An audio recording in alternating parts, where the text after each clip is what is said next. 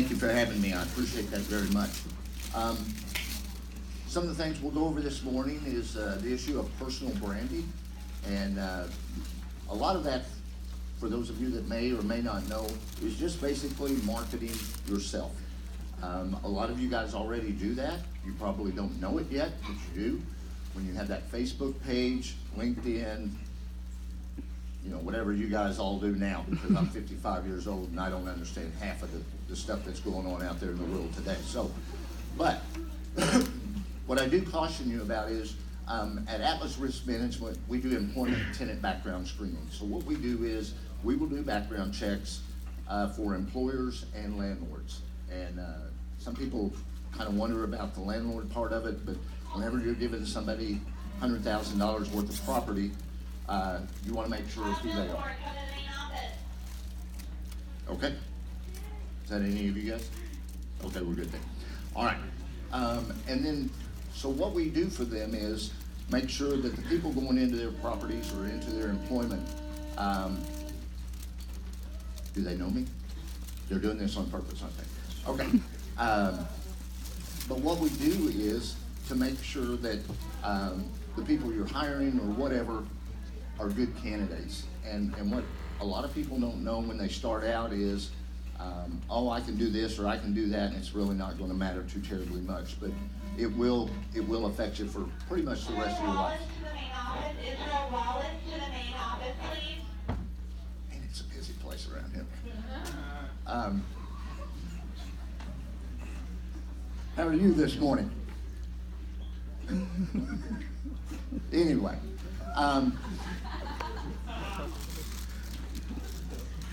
whenever you are doing your Facebook and Twitter, whatever you're using as your social media right now, we look at that also when we are looking for employers in their employment fields, and we will report that information over. So, like I say, right now you may not be thinking about it, but you are truly doing your own personal branding by getting out there in the field and putting that out for everybody. And once it's out there, it never goes away. So you've got to take a little bit of time and think about some of the things that you're posting, some of the photographs you're posting, things like that. For some of you, I know college is a big deal, and for me personally, I went to college, but I did not graduate, which is a little bit unusual for some owners of businesses. We've actually owned 2 businesses now. I started, like you were told, in law enforcement and went into the business community through that route. It was a little bit different. A lot of people go into it directly, and so that's kind of different for some. But I guess my biggest point is college isn't for everybody. It is for a lot of people, but for some people it's not. And I need you to understand that that's okay. You can still go out and do things and be successful without that piece of paper. For those that want to do it and have career fields that depend on it and you have to have it, that's okay too. But I was telling Kyle that last night, my wife has a master's degree, my stepdaughter has a master's degree, my stepson has a master's degree, my oldest daughter's going back to school to get her master's degree. I didn't finish college. I make more money than all 4 of them put together. So, like I say, if you're going to college for a certain thing, that's great. And I'm all about education because even though I didn't go to college and finish college, I am still educating myself every day. I have to stay up with the current trends and the current market things that are going on in the background screening field. We also owned a publication for a while, about 4 years. We had to get out and do things that we weren't used to doing because I had no inkling at any point in time that I would own a publication and be considered a journalist. And most people would tell you that I never really was a journalist, so that's okay. But for you guys, and I know right now some fat, overweight, old, bald guy standing up in front of you really doesn't mean much to you at this point in time, and that's okay. I really do understand because at one point, believe it or not, we were all in those chairs. Somebody trying to tell us something, your folks trying to tell you something. Nobody knows anything but you all do. And one day you'll find out, hey, maybe those guys knew just a little bit about what they were talking about. So as you're going through and you're listening to things, and if you take nothing out of this but this one statement, I'd like to tell you something. If you find a career that you love and you're passionate about, you'll never work one day in your life. And I think you understand what I mean by that. I hope you do. But that is something I want you to understand. Find a passion, find something you're good at, something you enjoy, and you won't. You'll never work. I don't work. I go to an office every day, but I don't work because I enjoy what I'm doing. I take care of people, and I know what I'm doing makes a difference.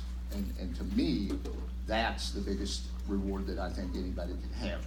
So my branding part of things is doing things that work for folks, help them out, and make their lives easier or better. I'm an employer myself, so when we do the hiring process, I want to make sure that I get good employees too. And so for most of you, juniors, is that right? Is that what we have here? Okay, so you got another year of high school, and then it's either on to directly into a job, maybe the military, college, junior college, whatever that might be, a trade school of some sort. Like I say, irregardless of which path you decide to take, just pick one that you're going to enjoy, you're going to look forward to, and want to be doing all the rest of your life, because you'll be doing it for quite a while, or you should be probably. I don't know if anybody has any questions or anything. I don't want to get too technical on a lot of stuff because you really won't care, I guarantee it. Anybody have a question of any sort? We good on time? We got a little bit more?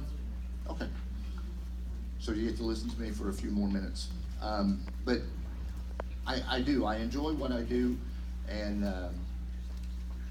the biggest thing that I do is protection, but it's something that I've done all my life. I started in law enforcement and then went into private investigative work, and then after that I went into owning my own business doing this. So.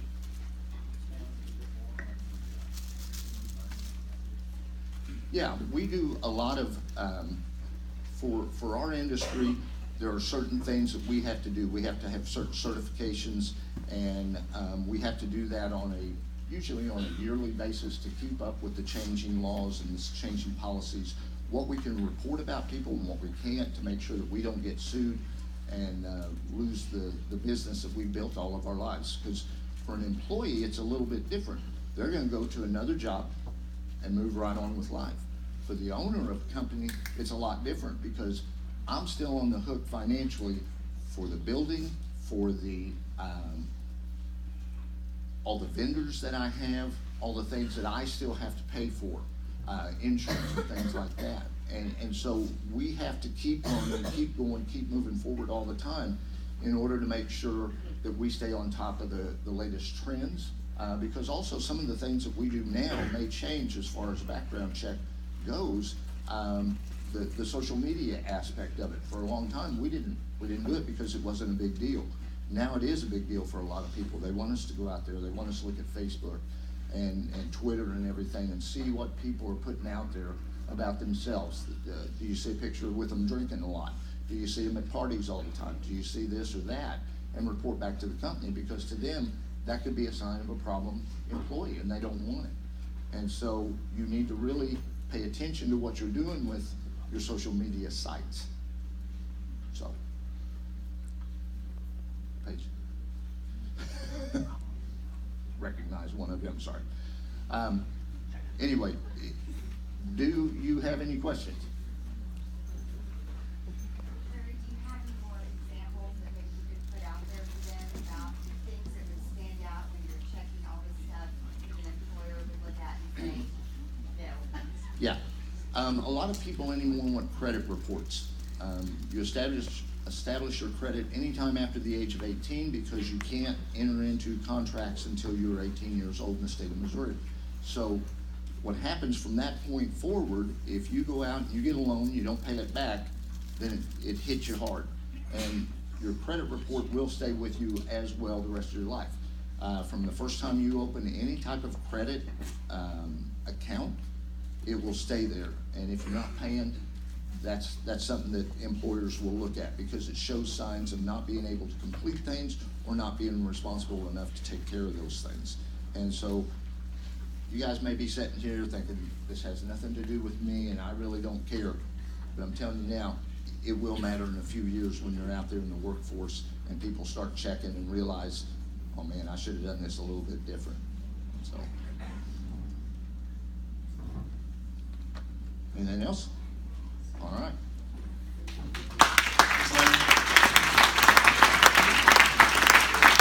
Yeah, a few more minutes. Just wanted to go over a few quick reminders and some housekeeping. Remember, again, we're looking for 6 standout students that take advantage of this program, this opportunity, and you're going to be awarded $500. Talk about some things that are going to start your career now.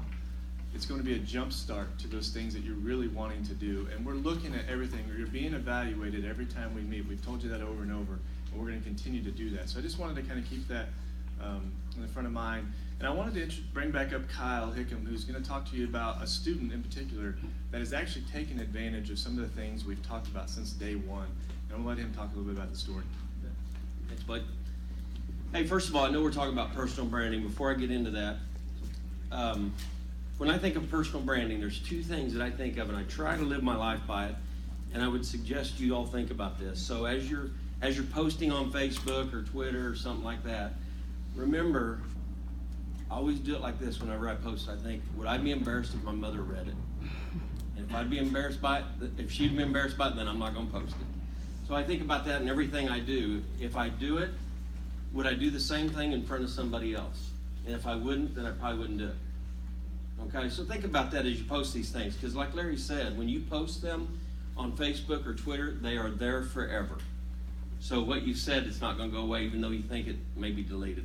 Okay, anyway, during my group, I have 8 or 9 people in my group, and during the last meeting, I sat down and I asked them, I said, here's what I need you to do. I'm going to give you my business card, and sometime between now and March, I need for you to call my office, talk to my secretary, and set an appointment to interview with me. Okay, so their job was to just call, set an appointment, and then tell them it was for career credits, so that when I sit down, I'll know, when I see the name, I'll know what I'm doing.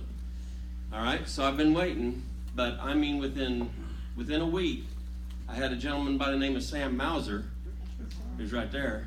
All right, stand up. Everybody know you?